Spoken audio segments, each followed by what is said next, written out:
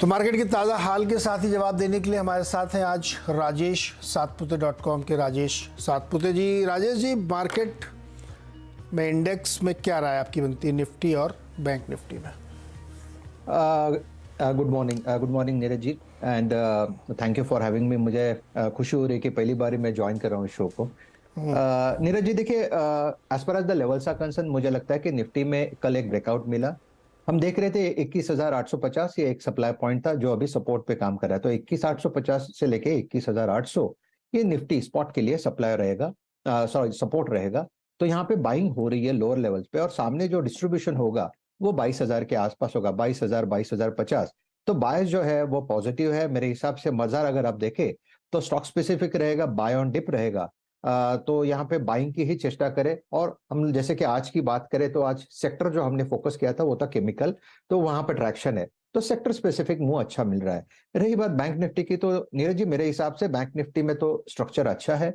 कल 200 डीएमए का सपोर्ट लिया, रादर मैं देख रहा हूँ पिछले 5-6 दिनों से ये 200 डीएमए को लगातार हिट करने के बाद रिकवर हो रहा था।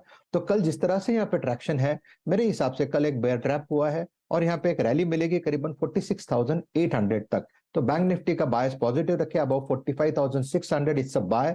मिनिमम 200 पॉइंट का स्टॉप लॉस मेंटेन करना पड़ेगा। तो स्ट्रक्चर थोड़ा सा बेयर ट्रैप वाला है, तो मुझे लगता है जो भी डिप मिलेगा उसमें फिर से बाइंग होगी और शॉर्ट कवरिंग मिलेगी। ओके, डिप पे बाई और शॉर्ट कवरिंग की मदद मिलेगी। चलिए अब सवाल लेते हैं फटाफट। कुलदीप सिंह जी जम्मू कश्मीर से, जम्मू से हमारे साथ जुड़ा है। कुलदीप जी नमस्कार, बताइए सर। नमस्कार जी, नमस्कार सर। बताओ सर, सवाल बताओ सर। सर मेरा एक सवाल है। मेरा एनएचपी की शेयर मेरे पास 1500 शेयर है, 100 रुपए की रेट पे है। तो क्या मैं प्रॉफिट बुक कर सकता हूँ या उसको होल्ड करूँ? प्रॉफिट बुक कैसे करोगे सर? तो 94 रुपये चल रहा है अभी। हाँ, मतलब लॉस जितना लॉस है उतना लॉस। ओके, माने राजेश जी, क्या इस पे इनको निकल जाना चाहिए क्या एनएचपीसी से? देखिए, यहाँ पे एक पुल बैक मिलेगा। ये पुल बैक आपको मिलेगा 9800 तक का।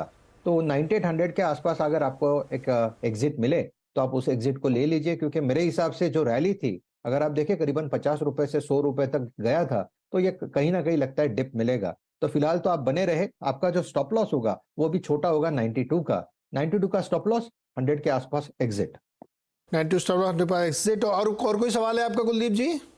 सर मेरे पास आयर ईडी के भी शेयर्स हैं। हाँ, 300 शेयर 130 की रेट पर लिया हुआ है मैंने। तो क्या मैं उसको लॉन्ग टर्म के लिए होल्ड कर सकता हूँ या फिर मैं प्रॉफिट बुक कर लूँ उसमें?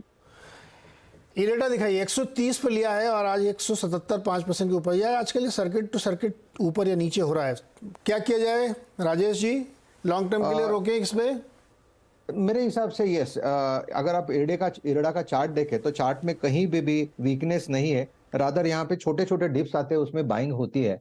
177 के आसपास ये ट्रेड हो रहा है, तो आप इसमें बने रहे। लेकिन स्टॉप लॉस थोड़ा मैं डीप सजेस्ट करूंगा 165 का। और सामने मुझे लगता है जो चार्ट दिखा रहा है कि ये 200 तक जाएगा। मुझे लगता है लास्ट पे हमने कभी चैनल पे इसी व्यू को शेयर किया था कि इसका 200 का टारगेट अभी पेंडिंग है। तो 165 का stop loss and hold your position. Hold करिए 165 के स्टॉप लॉस के साथ। चलिए अगला सवाल लेते हैं। आनंद संभाजी नगर से हमारे साथ जुड़ रहे हैं। आनंद जी नमस्कार। नमस्कार नमस्कार। बताइए sir. Adani steel, Adani power के मेरे पास शेयर्स है, तो मैंने 283 282 के परचेज किया था। उसको होल्ड करना है क्या, कैसा निकालना है, कैसा? अडानी पावर 280 283 पे। राजेश जी, अडानी पावर काफ़ी बढ़िया हो गया इनका, डबल। क्या करें, निकालें क्या? नीरज जी, मुझे लगता है देखिए काउंटर में वैसे कोई वीकनेस वाली बात तो नहीं है। 540 550 ये इसका एक आप कह सकते हैं कि यहाँ पे बाइंग जोन बना हुआ है। सामने मुझे लगता है कि इसका जो रेजिस्टेंस है, सप्लाई, वो 700 के आसपास है। तो यहाँ पे आपको 700 के पार चले जाते हैं, मुझे लगता है एक बड़ा मूव मिलेगा। ओवरऑल अगर आप देखें पावर में ट्रैक्शन है, तो फिलहाल तो मैं यही कहूंगा आप बने रहे। 550 का सपोर्ट ध्यान में रखते हुए 535 का स्टॉप लॉस रहेगा। 600 के आसपास अगर ये एक बार अटकता है तो वहां पे एटलीस्ट पार्शियल प्रॉफिट टेकिंग करे। पार्शियल प्रॉफिट में। और टाटा स्टील बताया आपने आनंद जी? हाँ, टाटा स्टील है, वो 108 से किया था बाइंग। उसको क्या करना है, रखना है, कैसा कुछ प्रॉफिट बुक करना है क्या, कैसा आगे? मेरे हिसाब से टाटा स्टील का अगर आप स्ट्रक्चर देखें तो टाटा स्टील में हाल फिलहाल में एक ब्रेकआउट मिला। ब्रेकआउट जो था वो करीबन 130 का था, और कल भी हमने देखा इसी लेवल का 135 रादर 134 का था स्पॉट में। तो 134 का टेस्टिंग होने के बाद फिर से हमने रैली देखी। मेरे हिसाब से टाटा स्टील में जो हम वीकनेस देख रहे थे वो थोड़ा थोड़ा निगेट होता जाएगा। इनिशियल सप्लाई पॉइंट जो है 150 का है, लेकिन मुझे लगता है इवेंचुअली 150 का लेवल निकाल के ये 180 प्लस का टारगेट अनफोल्ड करेगा। सो मेरे हिसाब से Tata Steel is a buy. Positional stop loss जो रहेगा आपका वो रहेगा 130 का।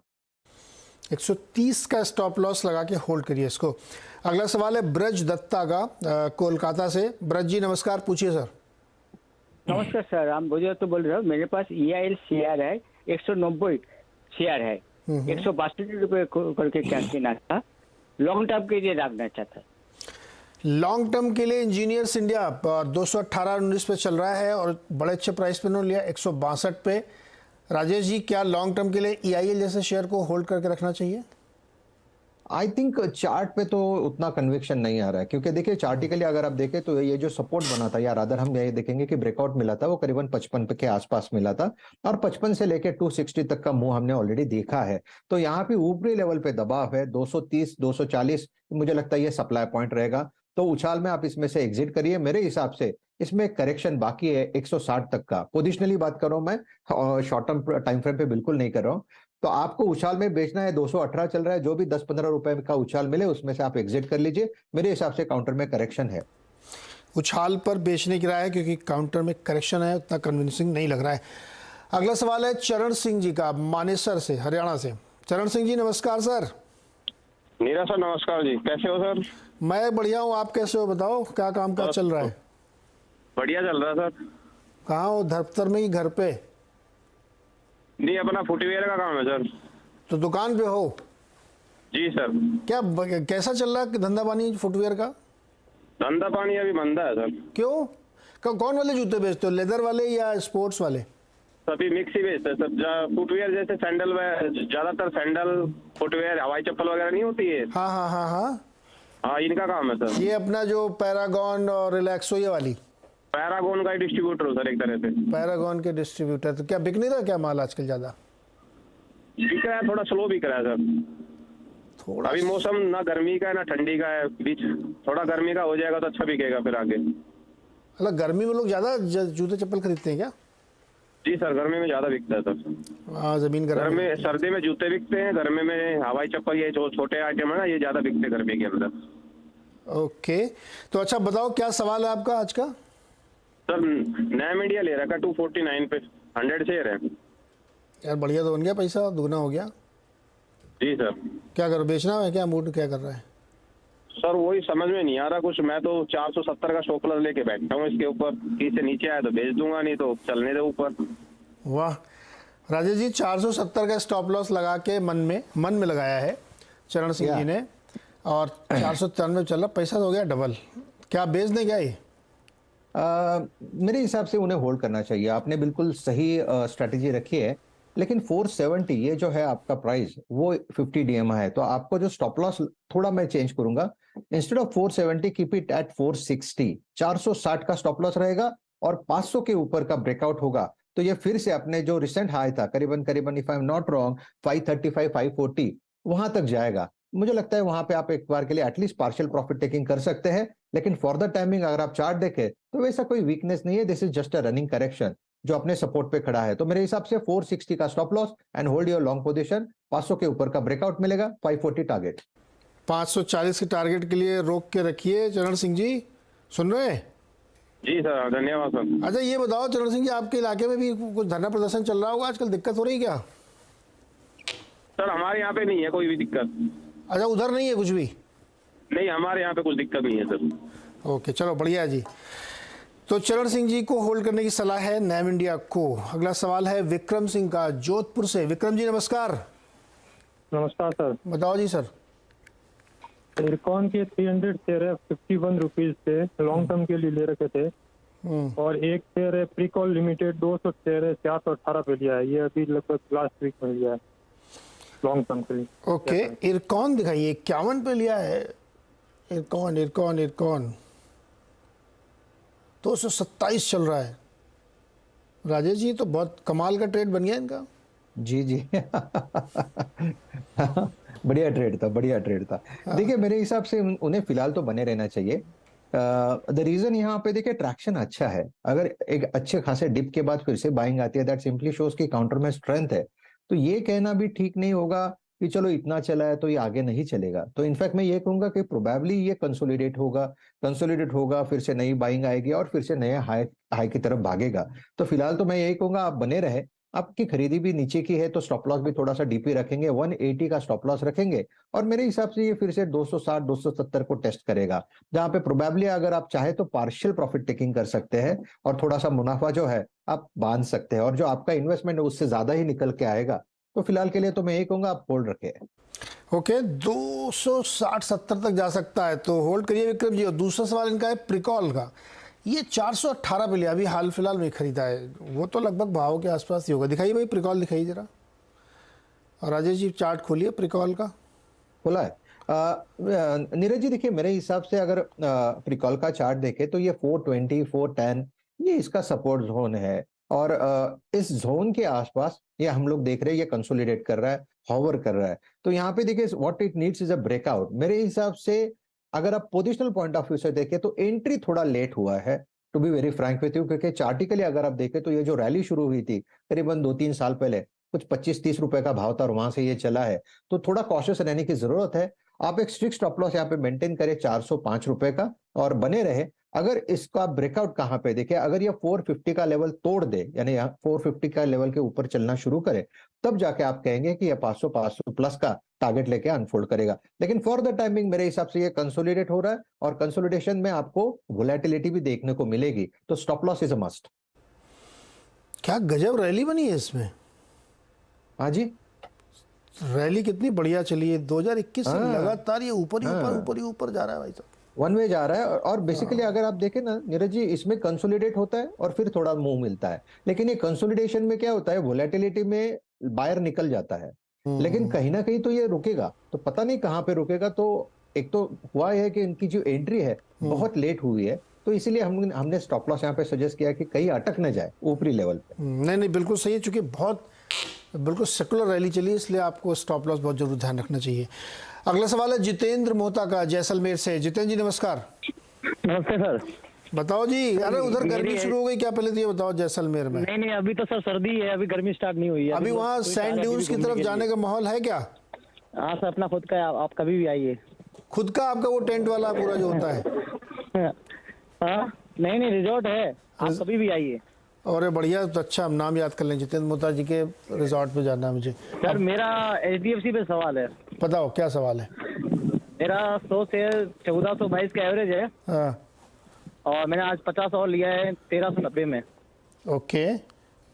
अभी तो ऊपर ही है, मतलब क्या लग रहा है, मतलब आप HDFC पे? पहले तो बताओ आज जो आपने लिया है 1390 वाला, ये क्या सोच के लिया? ये ओपन और लो बराबर था 85 का। हाँ। तो मतलब मुझे कब देखा है मैंने, जब भी ओपन लो बराबर होता है तो वो चीज ऊपर जाती है। ओके। तो इसका ओपन लो बराबर था, इसलिए मैं मतलब बाय किया। तो ये क्या जल्दबाजी में बेचना चाहते हो या रखना भी है इनको? नहीं, मेरे को होल्डिंग करना है मिनिमम 1 ईयर के लिए। मैं 1800 का टारगेट लेके चल रहा हूँ। 1 साल में 1800। चलो दिमाग एकदम साफ। राजेश जी दिमाग एकदम साफ है कि ओपन और लो सेम है तो स्टॉक ऊपर जाएगा, और 1800 रुपये से पहले बेचना नहीं है, साल भर रखना है। क्या राय बनती है? नीरज जी मुझे लगता है उन्होंने एंट्री अच्छी पकड़ी है, क्योंकि चार्टिकली अगर आप देखें, इनफैक्ट आज HDFC बैंक का ही सहारा है। टेक्निकली अगर आप देखें तो यहाँ पे पॉजिटिव डाइवर्जेंस हम कहते हैं, दैट सिंपली मींस कि जो करेक्शन होता है, ये करेक्शन कहाँ थमेगा उसके एक अर्ली इंडिकेशंस मिलते हैं हमको डाइवर्जेंस में। और ये जो लेवल है ना 1400 1385, ये लेवल वो डाइवर्जेंस का लेवल है। तो इनफैक्ट इस लेवल से मुझे लगता है कि एक रैली मिलेगी, हम इसको कहते हैं रिलीफ रैली। कहां तक जाएगी? मेरे हिसाब से इसका टारगेट बनता है 1480 से लेके 1500। तो ये देखिए ट्रेड का सेटअप इस तरह से है। लेकिन उनका जो कहना है कि मैं 1800 के ऊपर बेचूंगा, मुझे लगता है उसके लिए तो अभी बहुत टाइम है। अगर आपको एक शॉर्ट टर्म स्विंग लेना है, 100-150 रुपए का मुंह आपको कमाना है ओवरऑल मोमेंटम में, तो I think this is the right level. तो फिलहाल तो आप जो लिया है उसमें बने रहे। आपका जो स्टॉप लॉस होगा वो रहेगा 1365 का, 1360 1370 के बीच में स्टॉप लॉस लगाइए और इस पोजीशन को राइड करिए, देखते कहां तक जाता है। ओके। 1800 मुश्किल है, लेकिन 100-150 रुपये ऊपर ये जा सकता है। और भी कोई सवाल है जितेंद्र आपका? हेलो, ITC क्या कितना ले रखा है आपने, किस भाव पे लिया? ITC मेरा 430 और 406। 430 पे लिया और 406 पे लिया है। हाँ राजेश जी आईटीसी में राय दीजिए। आई थिंक उन्होंने एक एवरेजिंग किया है, तो आपका एवरेज आता है करीबन if I am not wrong 418 422, इसके बीच में आपका एवरेज कहाँ ना कहीं बैठेगा। लेकिन आप सेम स्ट्रेटेजी यहाँ पे है जो एचडीएफसी बैंक का सेटअप है। स्लोली अगर आप देखें तो आईटीसी का सेटअप भी वही है। कभी आप कह सकते हैं कि बाजार में एक पूरा यहाँ पे बाइंग था, आज यहाँ पे पूरा सेलिंग है। तो सेलिंग कहीं ना कहीं थमेगा, तो वो थमने का वो ये सब लेवल्स है। सो आईटीसी अगर आप देखें तो 400 के आसपास मुझे लगता है सेलिंग यहाँ पे थमेगा। यहाँ से फिर से एक रिलीफ रैली मिलेगी करीबन 435 440 तक। तो ITC HDFC bank same setup है। स्टॉप लॉस जो होगा वो आपका 400 के नीचे होगा। 435 440 के आसपास अगर आईटीसी जाता हुआ दिखे, एक बार के लिए प्रॉफिट टेकिंग आप कर सकते हैं। तो शॉर्ट टर्म स्विंग पॉजिटिव की तरफ रहेगा।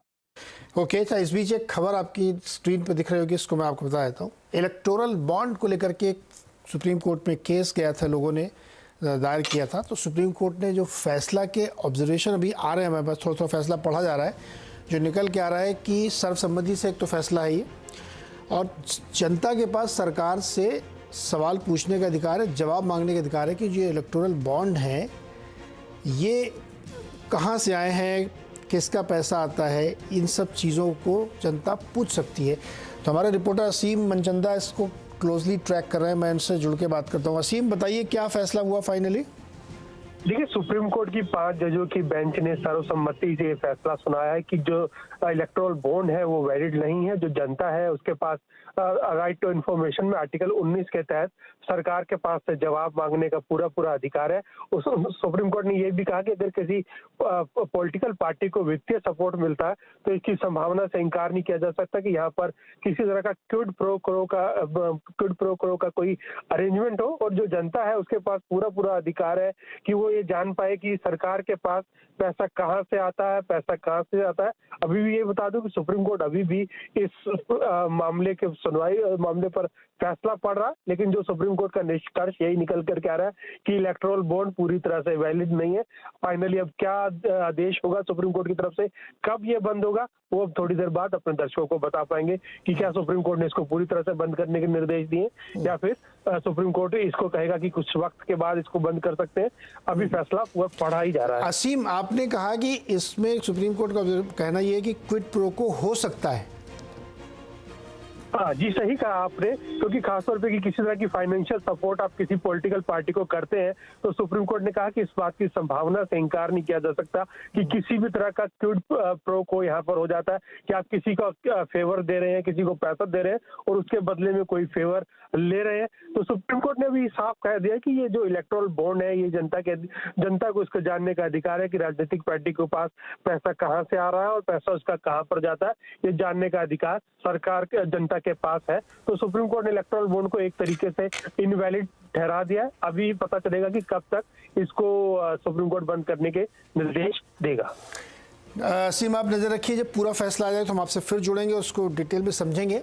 इलेक्टोरल बॉन्ड ये था कि राजनीतिक दलों को जो चुनावी चंदा मिलता था, तो जब अरुण जेटली जी थे तो उन्होंने एक कानून बनाया था कि बॉन्ड के जरिए पैसे दिया सकते हैं। बॉन्ड कहाँ से मिलेंगे? State bank of India electoral bond बेचती है, तो कोई भी जाके वो बॉन्ड खरीद सकता है और उसके बाद वो पार्टी को दे सकता है। तो इससे क्या हुआ कि एक लेयर क्रिएट हो गई जिससे डायरेक्टली ये पता करना आम आदमी के लिए, किसी के लिए मुश्किल होता था कि या पार्टी के लिए कि वो पैसा किसने दिया, क्योंकि वो बॉन्ड आपको दिया जा रहा है।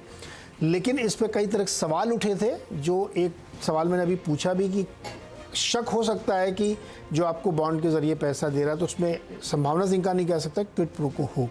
अभी इसके डिटेल हम लोग पढ़ेंगे, फाइनल प्रिंट में क्या लिखा हुआ है एग्जैक्टली, इसलिए फौरी तौर पे जो समझ में आ रहा है वो डिसीजन ये है कि बॉन्ड जो है उसमें जनता सवाल पूछ सकती है कि ये पैसा कहाँ से आया, इसका क्या इस्तेमाल हो रहा है। बहुत इंपॉर्टेंट फैसला है ये राजनीतिक दृष्टि से, इस पर हम लोग आगे नज़र बनाए रखेंगे। बहुत बहुत शुक्रिया राजेश जी हमारे साथ जुड़ने के लिए, दर्शकों के सवाल जवाब करने के लिए। और अब हमारे मैन इन स्काई ब्लू आ चुके हैं। वो छोड़िए, कैसी रही कल शाम?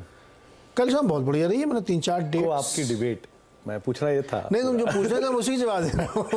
डेट नहीं, डिबेट पूछ रहा था आपकी। आवाज लगता है कि डिबेट कैसी है? आपको लगता है कि सिर्फ आपने मेनू पढ़ा है, मैं नहीं पढ़ा। डेट्स मैंने खाए 2-3। अच्छा, और डिबेट मैं तो डिबेट बोल रहा था, आपने डेट सुन लिया क्या? नहीं, डिबेट भी बहुत अच्छी रही। अच्छा, तो क्या लग रहा है नीरज जी मार्केट? यार मार्केट में तो मिड कैप की चल रहे हैं और वही आज हमको लगता है चलेंगे। आज एक्सपायरी भी है, वीकली एक्सपायरी भी है, लेकिन ट्रिगर अब खत्म हो गया। इंडेक्स एक रेंज में रहेगा। नहीं, धीरे ट्रिगर खत्म हो गया, अर्निंग खत्म, तो अब ट्रिगर तो खत्म ही हो गया मार्केट। आज से खत्म नहीं, आज से खत्म, कल खत्म, कल 650 अर्निंग थे, कल है थे 650 कैश की अर्निंग, वो सब खत्म हुए। तो अब अर्निंग तो बचा नहीं, अब अगले मार्च में जो होगा, इलेक्शन ही बड़ा ट्रिगर है, उसको तो मार्केट देखेगा। हाँ, इलेक्शन उसके अलावा तो कोई बड़ा ट्रिगर है नहीं। यूएस में भी अब कुछ है नहीं, कुछ है नहीं, तो वो छोटे मोटे इन्फ्लेशन और सब नंबर आते रहेंगे, नजर रखी जाएगी। चलिए खैर, इसीलिए बाजार भी बहुत लैकलस्टर है, एक रेंज के अंदर ही सुबह से कामकाज कर रहा है। आगे बातचीत करते हैं मार्केट। बता दें कि मनी कंट्रोल पर दिए गए विचार एक्सपर्ट्स के अपने निजी विचार होते हैं। वेबसाइट या मैनेजमेंट इसके लिए उत्तरदायी नहीं है। यूजर्स को मनी कंट्रोल की सलाह है कि कोई भी निवेश निर्णय लेने से पहले सर्टिफाइड एक्सपर्ट की सलाह लें।